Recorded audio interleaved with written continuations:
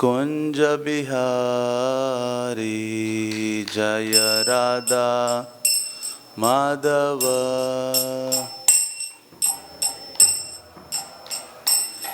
जय राधा माधव कुंज बिहारी जय राधा माधव।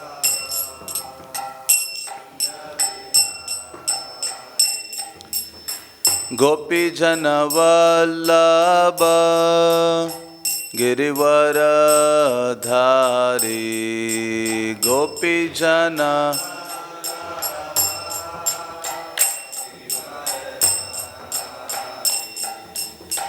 गोपी जन वल्लभ गिरिवर धारी। गोपी जन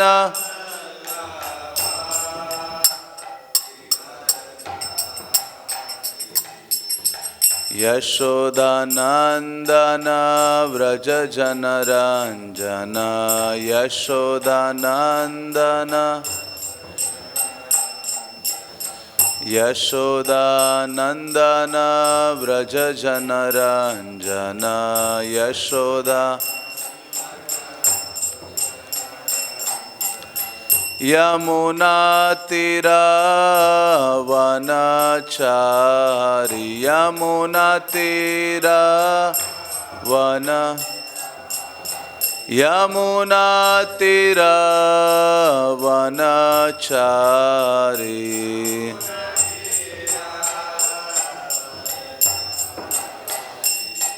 जय राधा माधव कुंज बिहारी जय राधा माधव।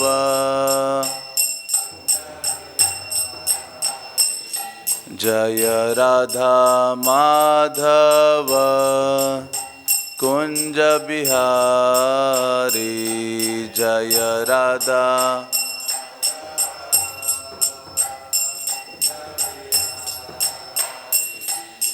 गोपी जन वल्लभ गिरिवर धारी। गोपी जन वल्लभ गिरिवर गोपी जन वल्लभ गिरिवर धारी। गोपी जन वल्लभ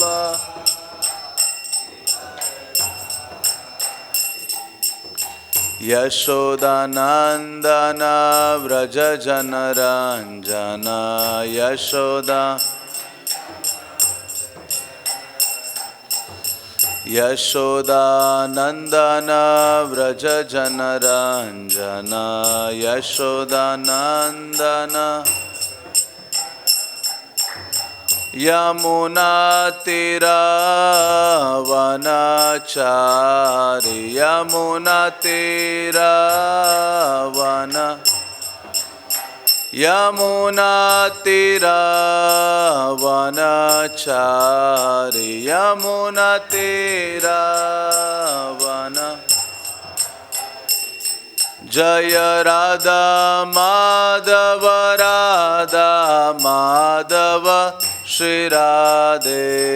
जय राधा माधव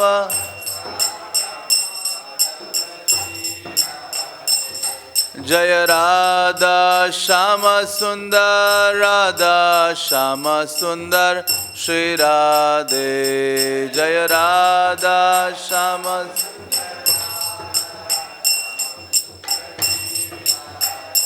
जय कृष्ण बलराम कृष्ण बलराम कृष्ण बलराम जय वृंदावन धाम। जय कृष्ण बलराम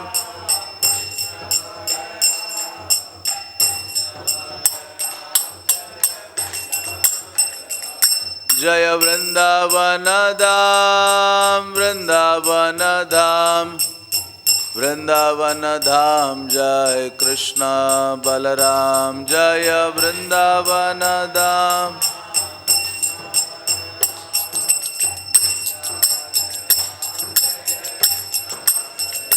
जय गौरनिताय गौरनिताय गौरनिताय जय गौरनिताय।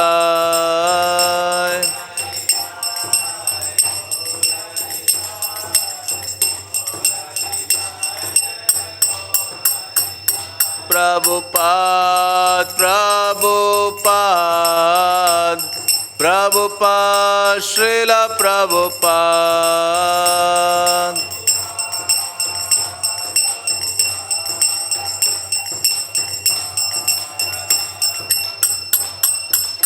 हरि बोल हरि बोल हरि बोल गौरा हरि बोल हरि बोल।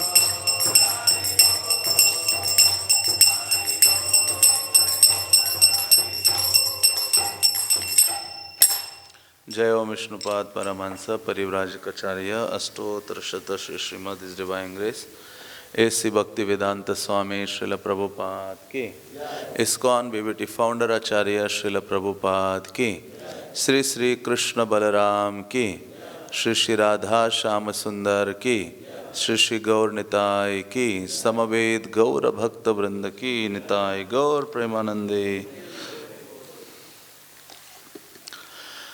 ओम नमो भगवते वासुदेवाय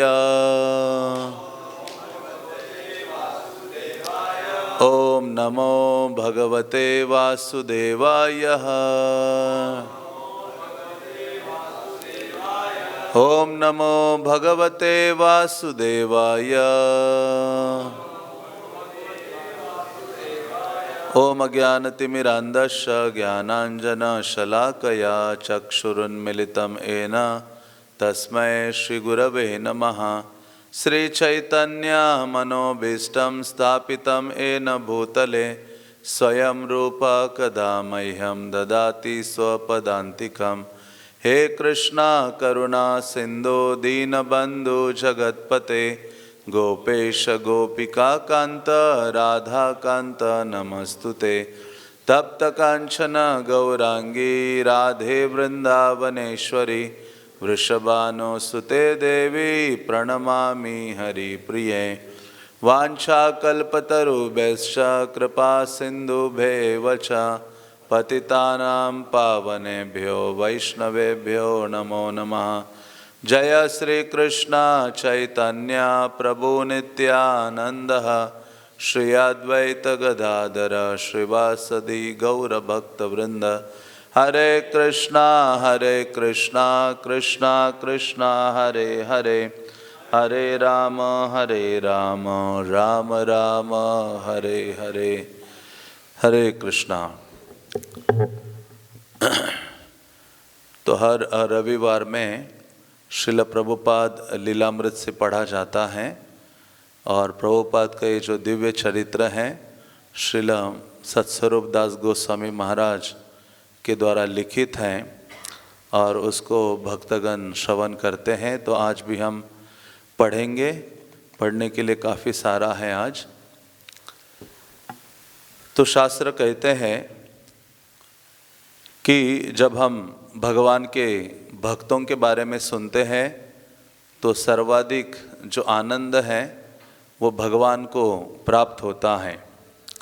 बल्कि कभी कभी स्वयं भगवान भी अपने भक्त का चरित्र श्रवण करना चाहते हैं।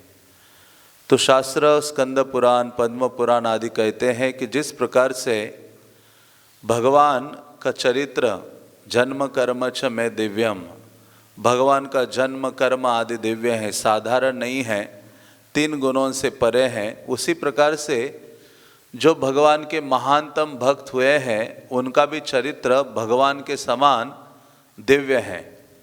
और ऐसा दिव्य चरित्र को जब हम सुनते हैं तो जिस वैष्णव के बारे में हम श्रवण करते हैं उस वैष्णव के जो गुण हैं वो हमारे हृदय में आते हैं। इसी कारण से हम पूरे साल में आविर्भाव तिरोभाव आदि मनाते हैं। उस समय अलग अलग वैष्णवों का गुणगान करते हैं, सुनते हैं। तो ये भक्ति सिद्धांत महाराज की देन थी।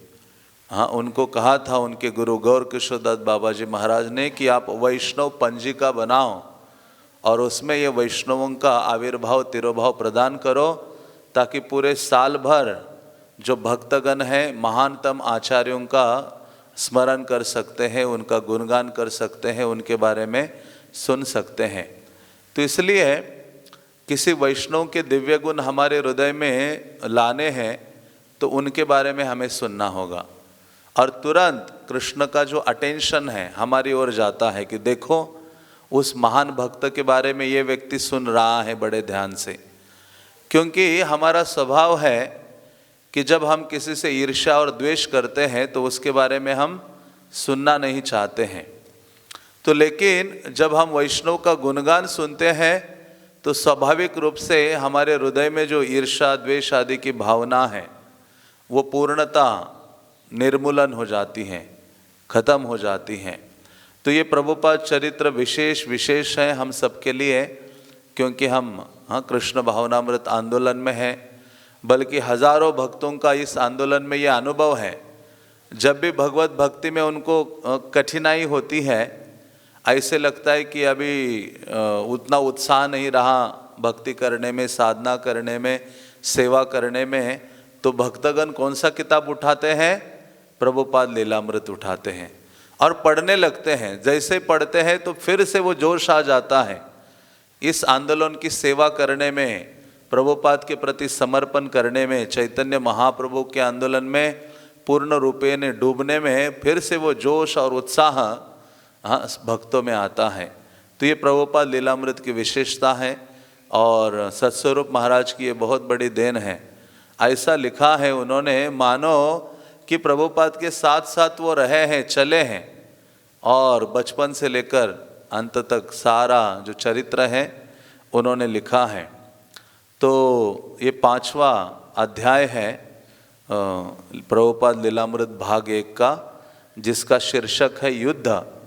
तो उसमें कई चर्चा हो रही है कि किस प्रकार से श्रील प्रभुपाद जब अपने गृहस्थ जीवन में थे तो कलकत्ता में वह अपनी पत्नी बच्चे आदि के साथ निवास करते थे, लेकिन उस समय भी पूर्ण ऐसा प्रचार का जो लालसा है, प्रचार की जो भावना है अपने गृहस्थ जीवन में होने थे, तब भी प्रभुपाद के अंदर बहुत अधिक थे। तो उनके जो गुरु भाई है श्रीधर महाराज आदि, पिछले रविवार को आपने सुना है, जब श्रीधर महाराज आदि आते थे कलकत्ता में प्रचार के लिए, तो प्रभुपाद जी जब गृहस्थ थे तो उनको अपने घर में रखते थे और सब प्रकार की सेवा, उनकी सेवा आदि करते थे और प्रचार में पूर्ण रूपेण सहायता करते थे। तो ये सब पिछली बार चर्चा हुई थी, तो आगे हम पढ़ेंगे, तो अब ध्यान से सुनिए। सितंबर 3, 1939 भारत के वाइसराय लॉर्ड लिनलिथगो ने घोषणा की कि भारत जर्मनी के साथ युद्ध की स्थिति में है। इस प्रकार इंग्लैंड ने भारतवासियों की सहमति के बिना ही भारत को युद्ध में झोंक दिया। तो सत्स्वरूप महाराज ने सब चीज़ों का वर्णन किया है।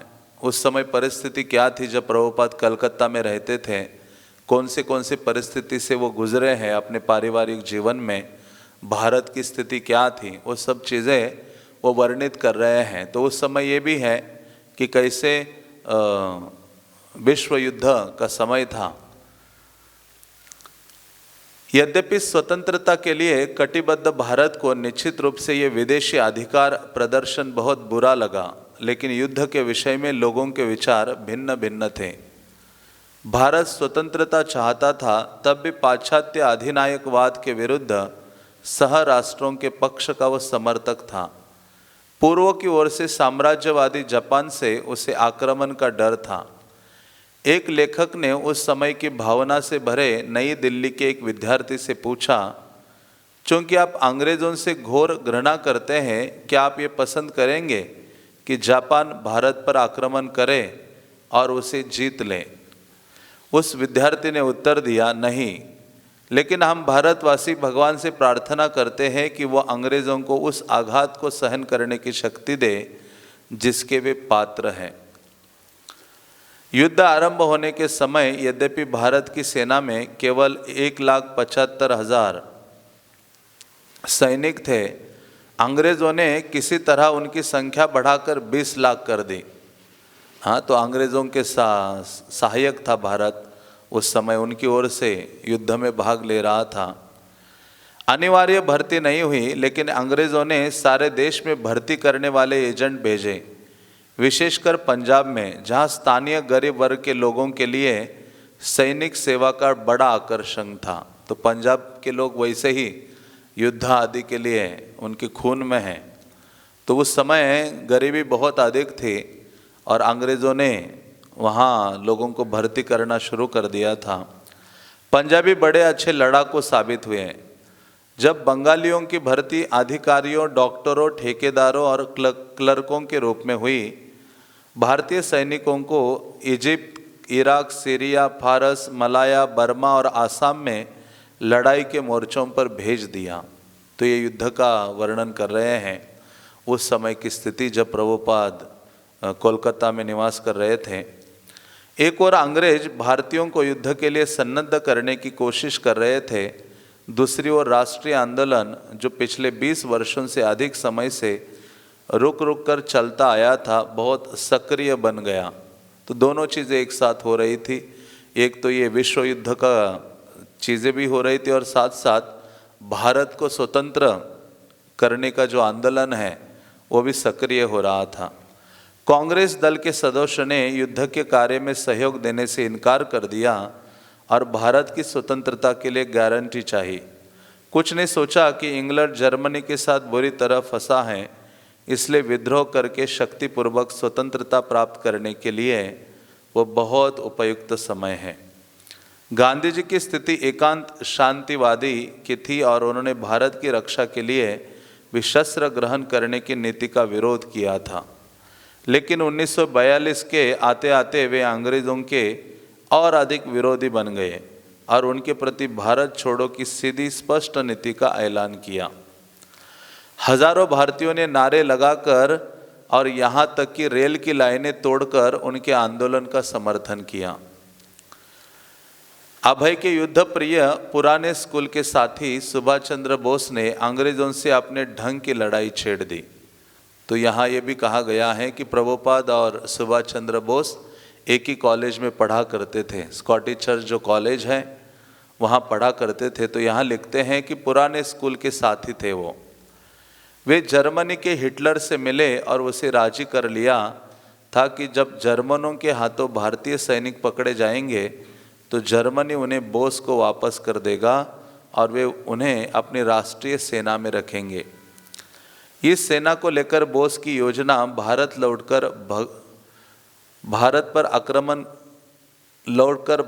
पर आक्रमण करके और भारत भूमि से अंग्रेजों को भगा देने की थी। किंतु जर्मनी में अपनी प्रगति से असंतुष्ट होकर बोस ने जापान के टोजो के साथ एक ऐसा समझौता किया और शीघ्र ही हजारों गुरखे और सिख अंग्रेजी सेना छोड़कर सिंगापुर में बोस के स्वतंत्रता सेनानियों में भर्ती हो गए। बोस उत्तर की ओर से भारत पर आक्रमण करने के लिए सेना तैयार करने लगे। तो यहाँ वर्णन कर रहे हैं सुभाष चंद्र बोस के बारे में कि कैसे वो प्रयास कर रहे थे। तब 1943 में अंग्रेज़ों ने देखा कि जापानी जो बर्मा को पहले ही जीत चुके थे भारत के द्वार पर पहुंच गए हैं। बंगाल के बिल्कुल निकट वंचित करो नामक नीति का अनुसरण करते हुए अंग्रेज़ों द्वारा खाद्य सामग्री ले जाने वाली बहुत सी भारतीय नावों को डुबो दिया गया और धान की बड़ी फसलें नष्ट कर दी गई, इस डर से कि कहीं ये सब शत्रु के हाथ में न पड़ जाए। इसका परिणाम ये हुआ कि अन्न के अभाव में और व्यापार के लिए नावों के बिना भारतीय अकाल ग्रस्त होकर मरने लगे। तो ये सबसे बड़ा जो अकाल बंगाल में आया था या भारत में या विशेष रूप से बंगाल में, तो प्रभुपाद उस समय थे। तो उसका वर्णन प्रभुपाद जी आगे लिखेंगे, बोलेंगे।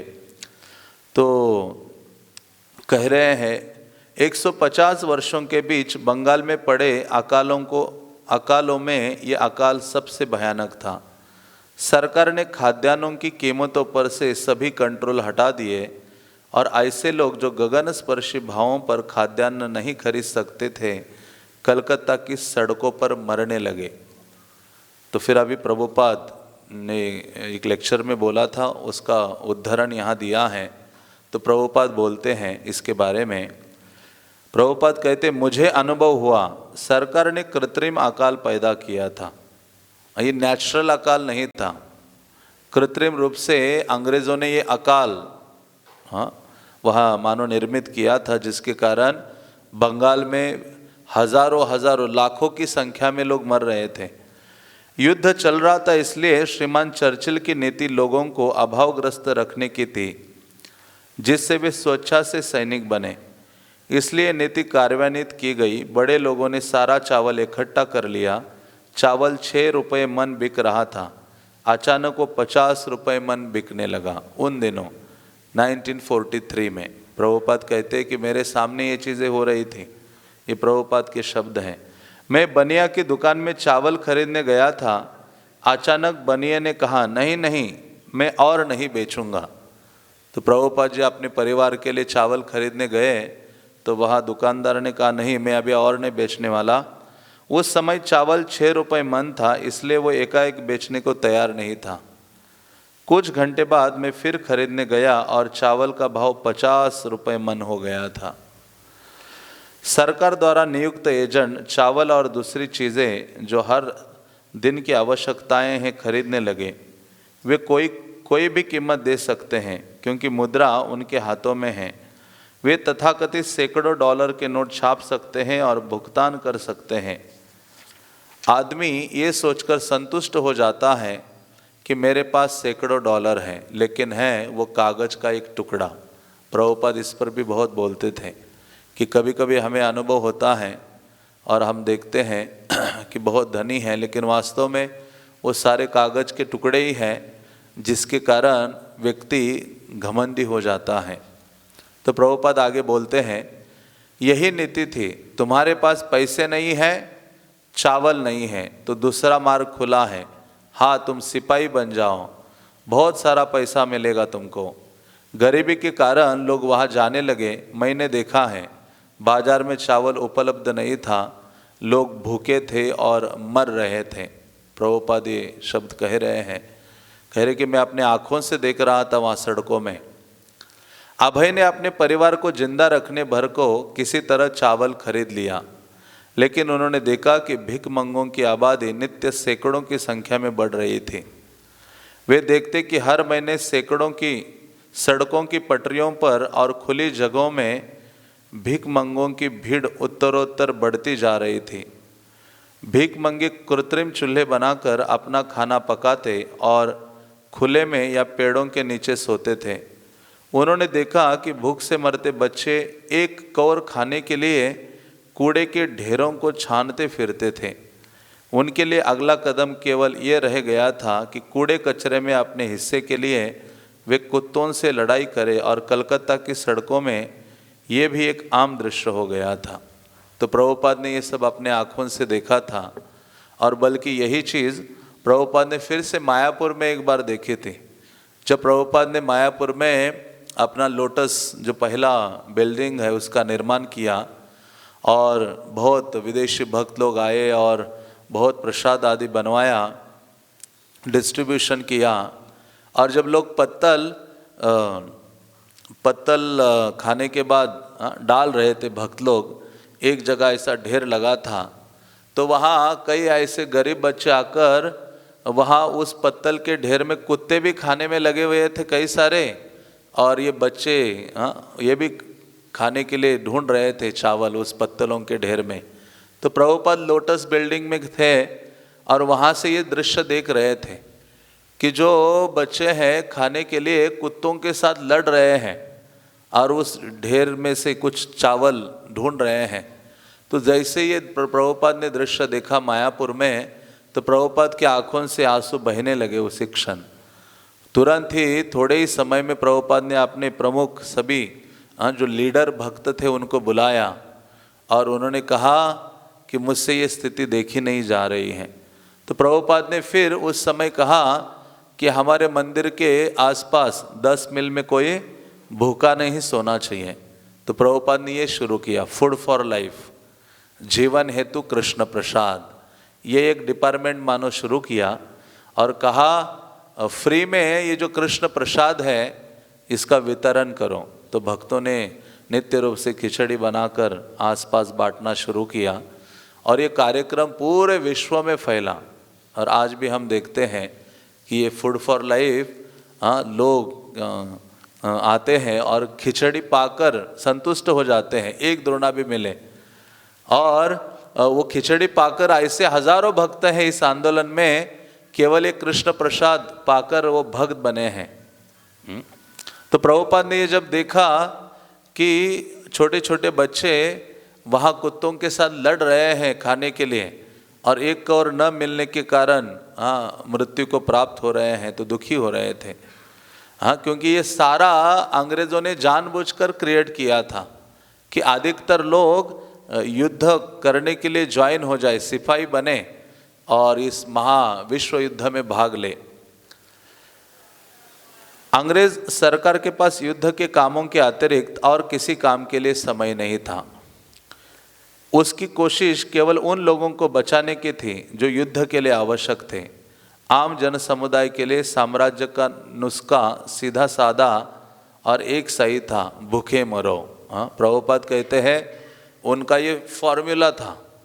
वो केवल जो सिपाही आदि है उनके लिए जो लड़ रहे हैं उनको बचाने में लगे थे और बाकियों को मरने के लिए छोड़ दिए थे। बल्कि प्रभुपाद कई बार कहते हैं कि राजा ऐसा होना चाहिए जो केवल मनुष्यों का ही ध्यान न रखे, बल्कि जो प्राणी मात्र हैं, प्राणी आदि हैं, पशु हैं, वो भी राज्य का भाग हैं, वो भी प्रजा हैं, उनका भी ध्यान रखें। श्रील प्रभुपाद फिर आगे बोलते हैं, एक अमेरिकी सज्जन इस समय मौजूद थे। उनकी टिप्पणी थी, लोग इस तरह भूख से मर रहे हैं, हमारे देश में तो क्रांति हो जाती। हाँ, लेकिन भारत की जनता की शिक्षा इस प्रकार हुई है कि कृत्रिम अकाल का सामना करते हुए भी दूसरों की संपत्ति को चुराने की ओर उसकी प्रवृत्ति नहीं हुई। लोग भूख से मर रहे थे, इतने पर भी उनका विचार था कि ठीक है, ये सब कुछ भगवान का दिया हुआ है। वैदिक सभ्यता का यही मूलभूत सिद्धांत है। तो प्रभुपाद कहते हैं कि एक अमेरिकी व्यक्ति भी उन दिनों कलकत्ता में था और उसने ये टिप्पणी की कि यदि ऐसी स्थिति हमारे देश में होती तो वहाँ बहुत बड़ी क्रांति हो जाती। जो धनाढ़ बने हुए हैं, धन लेके बैठे हुए हैं, उनसे भी धन छीना जाता। लेकिन प्रभुपाद कहते हैं कि हमारी वैदिक सभ्यता है, भारत में आज भी वो भावना है कि जो भी स्थिति आती है, परिस्थिति, व्यक्ति भगवान का हाथ उसके पीछे देखता है। तो उस समय लोग कहा करते थे कि ठीक है, ये भी भगवान का ही दिया हुआ है। इस प्रकार से लोगों का विचार था। तो वैदिक सभ्यता आज भी प्रभुपाद कहते हैं वहाँ उपस्थित थी। अभय जानते थे कि प्राकृतिक नियमों के अंतर्गत अभाव को कोई स्थान नहीं है। भगवान की व्यवस्था से पृथ्वी पर्याप्त भोजन पैदा कर सकती है। कठिनाई तो मनुष्य के लोभ के कारण थी। संसार में अभाव या कमी नहीं है। तो प्रभुपाद कहते थे कि प्रकृति सब कुछ देने के लिए तत्पर है, लेकिन ये मनुष्य जो लोभी है, प्रभुपाद जैसे उपदेशामृत में लिखते हैं कि कुछ दाने आप डाल दो, पक्षी आकर खाकर उतना ही लेके जाएंगे, खा के चले जाएंगे। लेकिन मनुष्य आएगा, वो खाएगा भी और बोरा भर के लेके जाएगा। ये उतना लोभी है। अब मनुष्य ही मानो ये प्रकृति का विनाश करने में लगा है। जितना अधिक प्रकृति का दोहन करेगा उतना ही अधिक मनुष्य का जीवन कष्टमय होगा। अभी उन्नति के नाम पर इतनी चीज़ें हो रही हैं, लेकिन कोई सुखी नहीं हो रहा है। लोग अत्यधिक दुख की ओर ही अग्रसर हो रहे हैं। तो प्रभुपाद कहते हैं संसार में कोई कमी नहीं है। प्रभुपाद ने कहा कि मेरे गुरु महाराज कहा करते थे, श्रील भक्ति सिद्धांत सरस्वती ने कहा था, कमी केवल कृष्ण भावनामृत की है। तो प्रभुपाद कहते हैं कि मेरे गुरु महाराज कहा करते थे, इस संसार में किसी चीज़ की कमी नहीं है। हर व्यक्ति के लिए भगवान ने हर चीज़ की व्यवस्था करके रखी है, पशुओं के लिए, मनुष्यों के लिए, सब प्राणियों के लिए। प्रभुपाद कभी कभी अपने प्रवचनों में कहते थे हाथी तो कोई जॉब नहीं करता है, सबसे ज़्यादा खाने वाला प्राणी हाथी है, ना जॉब करता है नौकरी करता है, लेकिन उसकी भी पूरी व्यवस्था भगवान ने की है। लेकिन मनुष्य इतना कुछ ग्राम खाता है, उसके लिए उसने इतना कष्ट वो उठा रहा है। और अभय ने 1943 के अकाल को इसी दृष्टि से देखा। पहले से भी अधिक अब यह आध्यात्मिक अंतर्दृष्टि प्रासंगिक लगती थी कि कृष्ण भावनामृत सर्वप्रथम आवश्यकता है। तो जब ये स्थिति हो रही थी तो प्रभुपाद को ये और अधिक अपने हृदय में जा रहा था कि संसार में किसी चीज़ की कमी है तो वो कृष्ण भावना की, कृष्ण भक्ति की। क्योंकि लोगों को भौतिक चीज़ें जितनी मात्रा में आवश्यक अवेलेबल हो तो भी लोग सुखी और संतुष्ट नहीं हो सकते जब तक उनके हृदय में कृष्ण भक्ति का उदय ना हो। हाँ, संसार में प्रभुपाद तो अमेरिका चले गए जहाँ भौतिक रूप से सारी सुविधाएं अवेलेबल है, लेकिन एक ही चीज़ की कमी प्रभुपाद ने वहाँ देखी, हाँ, कृष्ण भक्ति नहीं है, जिसके कारण वहाँ इतने धनाढ्य पिता के पुत्र सड़कों में हिप्पी बनकर घूम रहे हैं। हाँ, लेकिन प्रभुपाद ने कहा ये तभी सुखी हो सकते हैं जब वे कृष्ण भक्ति को स्वीकार करेंगे। और प्रभुपाद ने ऐसे जीवों को भी कृष्ण भक्ति प्रदान कर दी। अन्यथा मनुष्य को उसकी इस दूषित मनोवृत्ति से कैसे रोका जा सकता है जिसके वशीभूत होकर वो लोभी बनता है, संग्रह करता है, युद्ध करता है और इस प्रकार लाखों के लिए दुर्दशा उत्पन्न करता है। तो यही है भौतिक जगत में लोभ। बल्कि नरोत्तम दास ठाकुर कहते हैं लोभी हो तो किसके लिए लोभी होना चाहिए हमें? लोभ साधु संगे हरि कथा। हमें लोभी मतलब इन सबको कृष्ण की सेवा में नियुक्त कर सकते हैं। हाँ, लोभ रखना है तो किसके लिए रखो? साधु संगे हरि कथा, वैष्णवों का संग करने में। और कृष्ण की जो दिव्य कथा है उसको अधिक से अधिक सुनने का लोभ या लालसा होनी चाहिए। जितना अधिक सुनेंगे उतना ही कृष्ण के प्रति हमारा जो आकर्षण है वो प्रगाढ़ हो जाएगा और हमारा मन कृष्ण के चरण कमलों में स्थिर हो जाएगा। अभय भारत में अंग्रेजों के घृणित कार्यों को देख चुके थे। वे यहाँ के जुलाहों के अंगूठे काट देते थे जिससे उनके द्वारा बुना गया सूती कपड़ा विदेशी कपड़े का मुकाबला न कर सके। वे बेकसूर बेहथियार नागरिकों को सीधी गोली मार देते थे। वे जानबूझकर अकाल पैदा करते थे। वे इस भ्रम का प्रचार करते थे कि भारतीय सभ्यता बहुत पिछड़ी हुई है। प्रभुपाद कहते कि ये मैंने देखा है, अनुभव किया है कि अंग्रेज इसी कार्य में लगे हुए थे कि किस प्रकार से ये लोगों के हृदय में डाले कि भारत की जो सभ्यता है, वैदिक सभ्यता, ये बहुत पिछड़ी हुई है। जिसके कारण अंग्रेज लोग क्या करते थे, यहाँ देखते थे ये लोग सूती कपड़ा बना रहे हैं तो जो बुनकर है उनके अंगूठे काट देते थे और वह अपना जो कपड़ा है हाँ वह विदेशों से लाकर यहाँ सेल करने के लिए लगे रहते थे। तो इस प्रकार प्रभुपाद कहते थे। इतना होने पर भी अभय को विश्वास नहीं था कि भारत के स्वतंत्र हो जाने पर स्थिति में अवश्य ही सुधार हो जाएगा। जब तक कि यहाँ का नेतृत्व कृष्ण भावनामृत में सरोबार ना हो और ये ना गांधी के विषय में सत्य था न सुभाष चंद्र बोस के विषय में, तब तक सरकार देश को कोई वास्तविक हल नहीं दे सकती, भले ही कोई काम चलाव व्यवस्था उसके द्वारा संभव हो जाए। धर्म ग्रंथों और संत द्वारा कथित ईश्वरीय नियमों के पालन बिना कोई भी सरकार मानव दुखों में वृद्धि ही करेगी। तो प्रभुपाद को ये बिल्कुल उनके हृदय में फिक्स था कि जब तक जो नेतागण हैं वो कृष्ण भावना भावित नहीं होंगे तब तक किसी सुख शांति आदि की आशा नहीं की जा सकती। क्योंकि प्रभुपाद कहते हैं कि ना गांधी के बारे में भी ये सत्य था, बल्कि प्रभुपाद ने लेटर लिखा था गांधी को कि आप अभी रिटायर हो जाओ, आपसे आपको सब लोग सुनते हैं, आपको तो भगवत गीता का प्रचार करना चाहिए। हाँ, प्रभुपाद ने लिखा था, कई बार लेटर लिखे थे, लेकिन प्रभुपाद कहते कि ना मुझे उसका कभी जवाब नहीं आया। वो नाम के महात्मा थे। महात्मा तो वो है जो सततम कीर्तयन्तो माम यतन्तश्च दृढ़व्रतः, कि जो सतत भगवत भक्ति के कार्यों में लगा है, कृष्ण का गुणगान कर रहा है, वो असली महात्मा है। प्रभुपाद कहते हैं ऐसा स्टैंप लगाकर ये महात्मा ये ऐसे ही बने हुए हैं। तो प्रभुपाद कहते हैं कि जब तक शास्त्र जो धर्म ग्रंथ है और वैष्णवों के द्वारा कथित जो भगवान के नियम आदि हैं उनका पालन किए बिना ये संसार के जो लोग हैं दुखों से उनकी निवृत्ति नहीं हो सकती, बल्कि दुखों के प्रति दुखों की और वृद्धि ही होती रहेगी। तब प्रतिदिन कलकत्ता पर बम वर्षा होने लगी। तो ये युद्ध का समय था जिस समय प्रभुपाद ये सब देख रहे थे।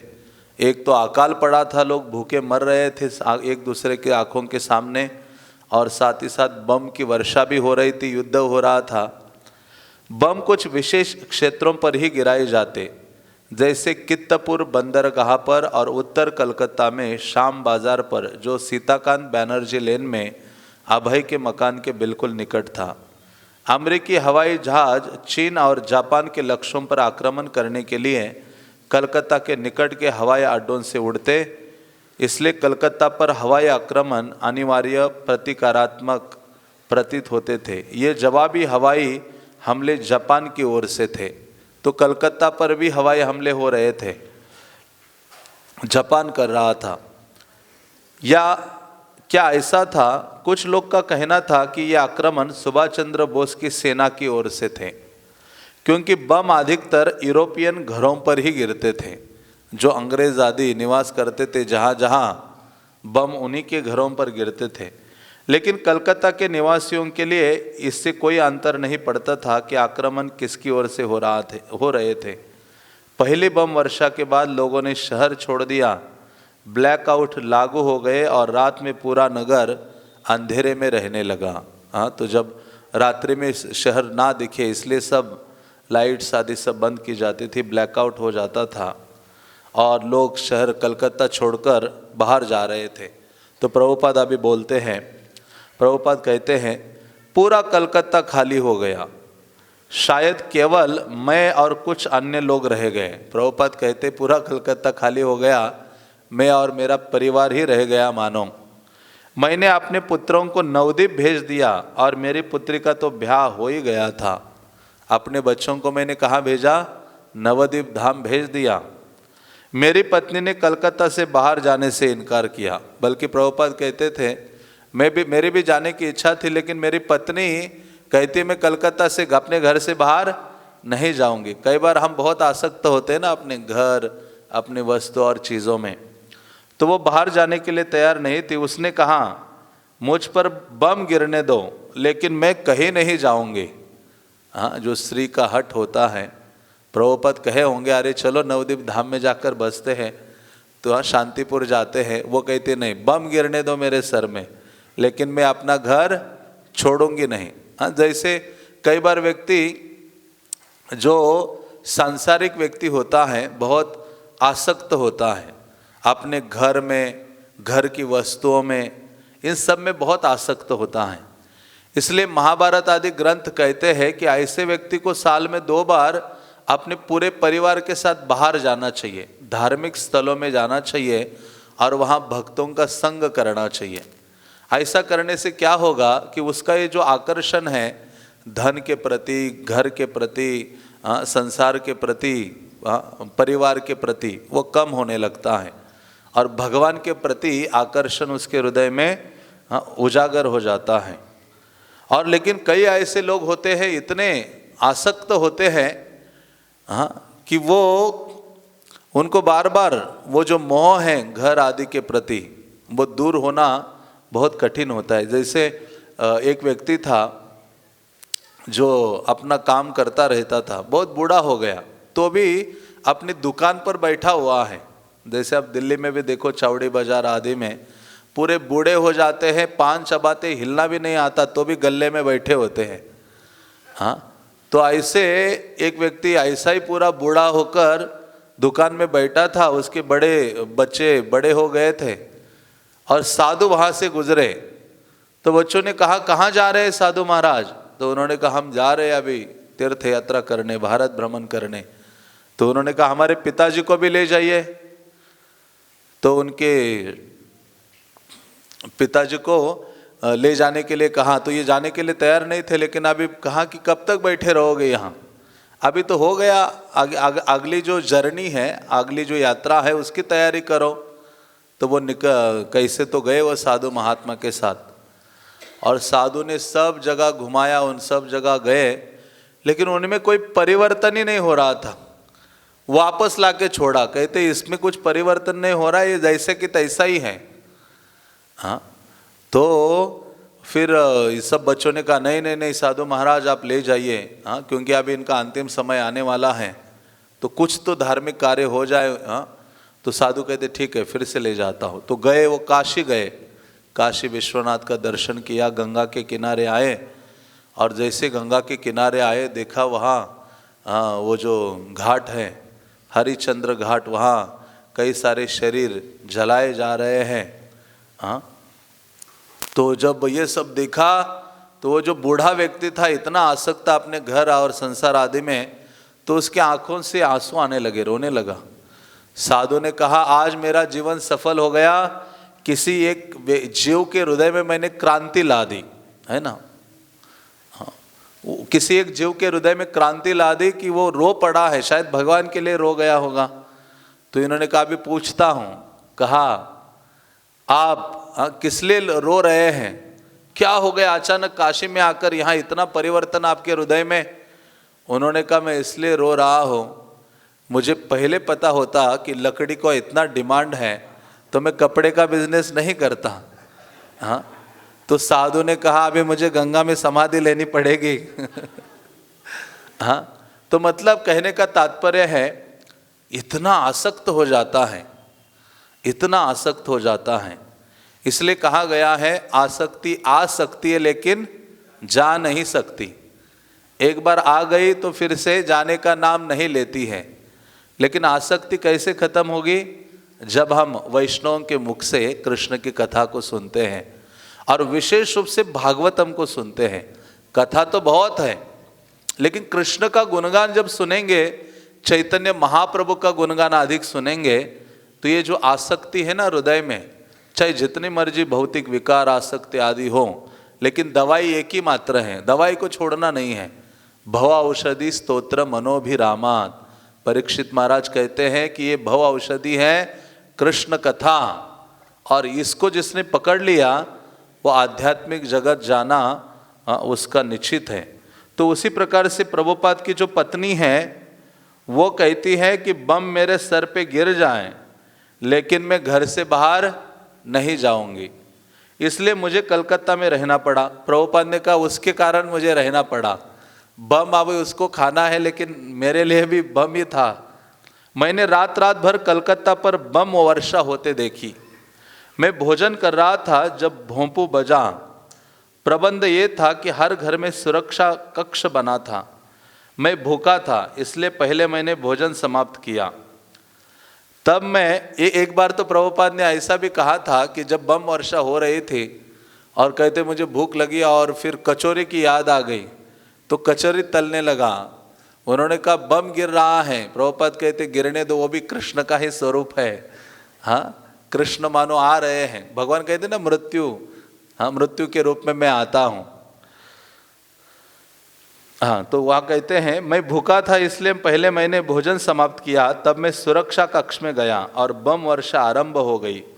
चिक्याम, मैं सोच रहा था कि ये भी कृष्ण का एक रूप है, लेकिन वो रूप बहुत प्रिय नहीं था। प्रभुपाद कहते हैं कृष्ण का रूप ही है मृत्यु, लेकिन ये प्रिय नहीं है। हाँ, जैसे कई बार प्रभुपाद कहते हैं, भगवान कहते हैं मैं सबके पास जाता हूँ दर्शन देने, लेकिन मेरा एक बहुत भयावह रूप है, मृत्यु सर्वहर शाहम। मैं सबके पास जाता हूँ, लेकिन कौन से रूप में? मृत्यु के रूप में जाता हूँ। इस प्रकार की आपदाओं के बीच अभय को कृष्ण भावनामृत का प्रचार और भी अधिक आवश्यक प्रतीत हुआ।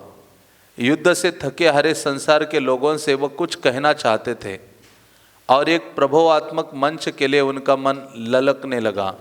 किसी तरह के प्रकाशन के लिए जिसके माध्यम से वे संसार की समस्याओं को शास्त्रों की दृष्टि से अपने आध्यात्म गुरु जैसी निर्भीक शैली में प्रस्तुत कर सके।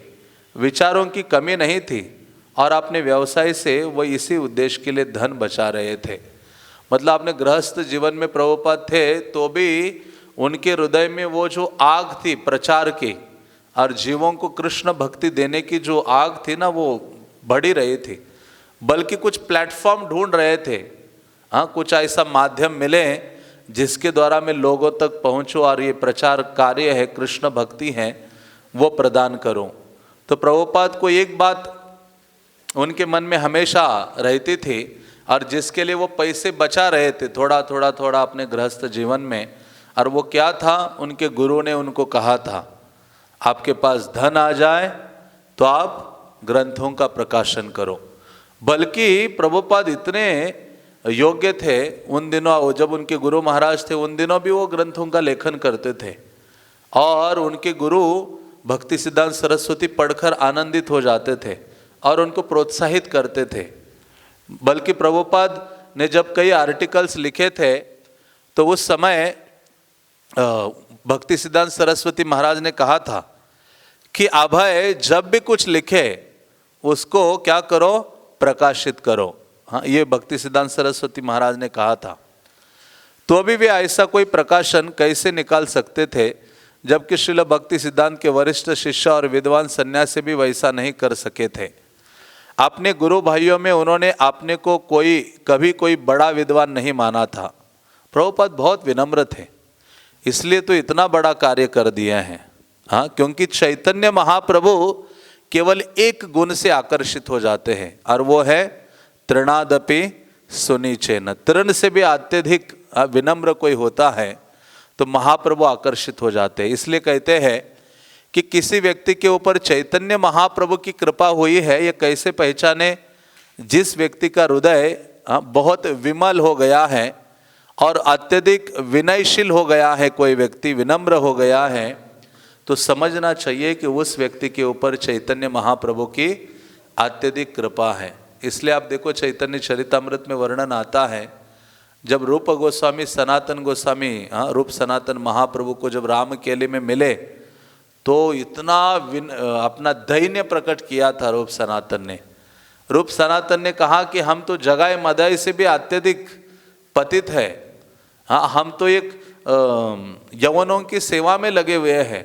ऐसे बहुत इतना दैन्य वचन कहे थे, इतने विनम्र हो गए रूप सनातन। चैतन्य महाप्रभु कहते अरे रुको रुको, अभी आपकी ये विनम्रता देखकर मेरा हृदय है वो फट रहा है, महाप्रभु कहते हैं। इसलिए चैतन्य महाप्रभु उस व्यक्ति की ओर आकर्षित हो जाते हैं जिस व्यक्ति का हृदय विनयशील होता है। और इतना बड़ा कार्य करने के बावजूद भी श्रील प्रभुपाद कभी उनका ये नहीं था कि मैंने ये किया। हाँ, सारा श्रेय अपने आध्यात्मिक गुरु को वो देते थे।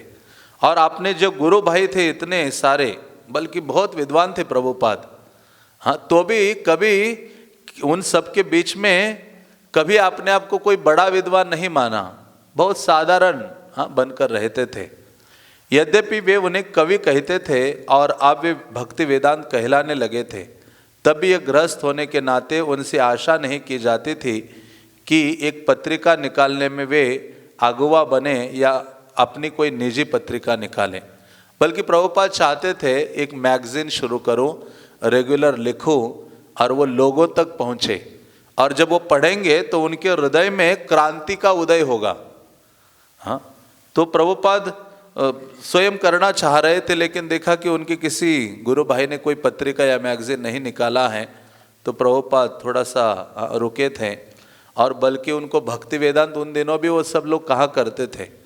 इतने विनम्र हैं प्रभुपाद, जब वो अमेरिका पहुँचे तो उन्होंने, हम सुनते हैं ना, पहुँचकर जब भगवान के प्रति अपनी कृतज्ञता व्यक्त की तो उन्होंने कहा, हे कृष्ण, आप मुझे इस बेहद स्थान में लेकर आए हो। हाँ, मेरा नाम भक्ति वेदांत रखा है लेकिन मुझ में भक्ति नहीं है और वेद मतलब मुझ में ज्ञान भी नहीं है। इतनी विनम्रता। और कहते हैं कि आप मुझे जैसा चाहे वैसा न चाहिए, लेकिन एक चीज़ है कि आपका ये जो नाम है ना कृष्ण, उसको मैंने नामे खूब धरो, नाम को मैंने क्या किया है, पकड़ के रखा है। इसलिए जितना अधिक हरि नाम को पकड़ेंगे उतनी अधिक सारी जो योग्यताएं हैं हमारे हृदय में प्रकाशित होगी। और वही है विनम्रता का मतलब है कि जो कृष्ण के नाम रूप गुण लीला में डूबा हुआ है, केवल दिखावे की विनम्रता नहीं। जो वास्तव में विनम्र है वो कृष्ण का गुणगान, कृष्ण की सेवा आदि में निरंतर लगा रहता है। ये आशा आकांक्षा नहीं करता रिकॉग्नाइज में हो जाओ या दूसरे लोग मुझे सम्मानित करे, आदर दे, पहचाने, ये चीज़ के पीछे नहीं होता। वो केवल कृष्ण का गुणगान करना चाहता है, कृष्ण की सेवा करना चाहता है। लेकिन समय बदल गया था। दी हार्मोनिस्ट अंग्रेजी पत्रिका श्रील भक्ति सिद्धांत के तिरोधान के कुछ समय पहले से प्रकाशित नहीं हुई थी। लगभग 1 दशक बीत गया था और गौड़िया मठ मुकदमेबाजी में ही इतना व्यस्त था कि प्रचार के लिए उसके पास समय नहीं था। बल्कि भक्ति सिद्धांत महाराज का मूड और प्रभुपाद का मूड एक जैसा ही है। भक्ति सिद्धांत महाराज ने जोड़ दिया था प्रचार के लिए। भक्ति सिद्धांत सरस्वती कहते थे प्रचार करने के लिए जाना है तो हाथी घोड़े के ऊपर बैठ के चले जाओ प्रचार के लिए, जो भी चीज़ें प्राप्त हो कृष्ण का संदेश पहुंचाओ। तो उसी प्रकार से प्रभुपाद ने भी इस आंदोलन में उस मूड को डाला है। हर चीज़ जो प्रभुपाद ने दी है वो प्रचार करने के लिए ही है। चाहे विग्रह है, प्रसाद है, टेम्पल्स हैं, डिवोटीज है, ग्रंथ आदि है, उनका एक में उद्देश्य है प्रचार, लोगों तक पहुंचना। जिस अथक प्रयास के कारण 10 वर्षों तक नदिया प्रकाश को प्रतिदिन लगातार प्रकाशित किया गया था, उसका तिरोधान हो गया था। विभिन्न स्थानों में स्थापित वे चारों प्रेस बंद हो चुके थे, जो भक्ति विनोद ठाकुर के अधिकृत पुत्र के निर्देशन में दिव्य साहित्य का निरंतर प्रकाशन कर रहे थे। जैसे प्रभु, ये बहुत महत्वपूर्ण है ग्रंथों को जीवित रखना। प्रभुपाद ने कहा कि सारे मंदिर खत्म हो जाए, डिवोटीज भी खत्म हो जाए, लेकिन मेरा कोई ग्रंथ एक जगह कहाँ बचे तो वो ग्रंथ फिर से इस आंदोलन को शुरू कर सकता है और ये आंदोलन पूर्ववत शुरू हो जाएगा। इसलिए प्रभुपाद ने बहुत जोर दिया था ग्रंथों का छापना और उनका वितरण करना। बल्कि भक्ति सिद्धांत सरस्वती महाराज ने भक्ति विनोद ठाकुर आदि के सारे ग्रंथों को प्रिंटिंग करना शुरू किया था, उनका वितरण आदि शुरू किया था। लेकिन जैसे ही वो अप्रकट हो गए, उनके शिष्यों ने उस पर जोर नहीं दिया। सब लोग अपना मंदिर, अपना रूम, अपना मंदिर, अपने फॉलोवर, इसी चक्कर में लगे रहे। और फिर प्रचार का कार्य आगे नहीं बढ़ा। और प्रभुपाद ने इस पर जोर दिया है कि ग्रंथों का निर्माण हो और उनका वितरण हो, छपे और उनका वितरण हो। भक्ति सिद्धांत महाराज ने कई जगह प्रेस की स्थापना की थी। भक्ति सिद्धांत महाराज बल्कि मायापुर में चैतन्य मठ के जो विग्रह है उनके सामने ही आगे प्रिंटिंग प्रेस को रखा था, वहाँ प्रिंटिंग चलती थी। वो कहते थे कीर्तन, जो करताल मृदंग की आवाज़ से ज़्यादा आनंद ये जो राधा कृष्ण है किससे अनुभव करते हैं? प्रिंटिंग प्रेस की ये जोर शोर से आवाज़, किताबें छपती है और वो जब आवाज़ आती है तो राधा कृष्ण आनंदित होते हैं, ऐसा भक्ति सिद्धांत महाराज कहा करते थे। तो वो सब बंद हो गया था क्योंकि आगे उनके शिष्यों ने वो चलाया नहीं। कुंज बिहारी ने उन्हें बेच दिया था। बाद में ये सब लड़ाई आदि हुई आपस में भक्तों की, तो सारा जो भक्ति सिद्धांत महाराज ने किया था वो सारे प्रेस आदि सब कुछ बेच दिया।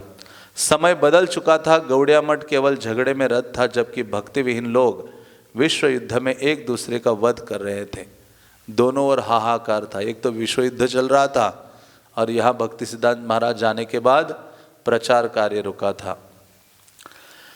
6 सीताकांत बनर्जी पर अपने सामने के कमरे में बैठे अभय सोचते, लिखते, पांडुलिपि को संपादित करते और एक पत्रिका के लिए उसे टाइप करते। सब कुछ अकेले कर रहे थे, लिख भी रहे थे, एडिट भी कर रहे थे और टाइपिंग भी कर रहे थे। पृष्ठ के ऊपरी सिरे पर उन्होंने एक लंबा चौकर शब्द चित्र बनाया। ऊपर बाईं ओर कोने में भगवान चैतन्य का चित्र था, जो सूर्य की किरणों के समान प्रकाश की किरणों से दैदीप्यमान था। नीचे दाईं ओर जन समुदाय का छाया चित्र था, जो अंधेरे में डूबा था किंतु भगवान चैतन्य से प्रकाश पाने की टोह में लगा था। और भगवान चैतन्य और जन समुदाय के बीच पत्रिका का नाम बैक टू गॉडहेड पताका की तरफ फहरा रहा था। नीचे दाएं कोने में लिखने की मुद्रा में बैठे श्रील भक्ति सिद्धांत सरस्वती का चित्र था, जो विचार मग्न ऊपर देख रहे थे। शब्द चिन्ह के ऊपर आदर्श वाक्य अंकित था, भगवान प्रकाश है, अविद्या अंधकार है। जहाँ भगवान है वहाँ अविद्या नहीं है। शब्द चित्र के नीचे निम्नलिखित पंक्तियाँ थी, संपादित और स्थापित कृष्ण कृपामूर्ति श्री श्रीमद् भक्ति सिद्धांत सरस्वती गोस्वामी प्रभुपाद के प्रत्यक्ष आदेश के अधीन श्री अभय चरण दे द्वारा।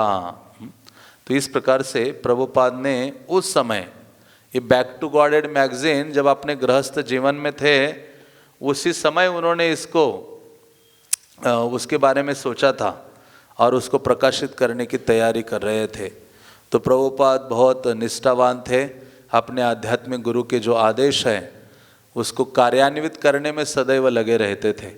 और प्रभुपाद ने ये करके दिखाया कि हाँ, गुरु मुख पद्म वाक्य चित्ते करिया ऐक्य, कि उन्होंने अपने आध्यात्मिक गुरु के वाक्यों को बहुत गंभीरता से लिया और उसी को आगे कार्यान्वित किया। और प्रभुपाद भी अपने शिष्यों से यही चाहते थे कि एक जो शिष्य है उसको अपने आध्यात्मिक गुरु के जो वचन हैं वो प्राण के समान स्वीकार करने चाहिए और उसके ऊपर कार्य करना चाहिए।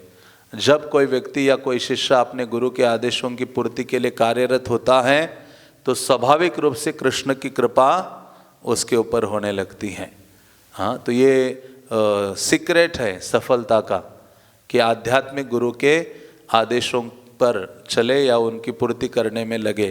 यश प्रसादात भगवत प्रसादो। हाँ, तो आध्यात्मिक गुरु की कृपा से ही कृष्ण की कृपा सुगम होती है या सरल होती है। तो इस प्रकार से हम यहाँ विराम देते हैं और फिर अगले रविवार को फिर से प्रभुपाद के जो दिव्य लीलामृत है उसका श्रवण करेंगे। हरे कृष्णा कृष्णा कृष्णा हरे हरे, हरे राम राम राम हरे हरे। श्रील प्रभुपाद लीलामृत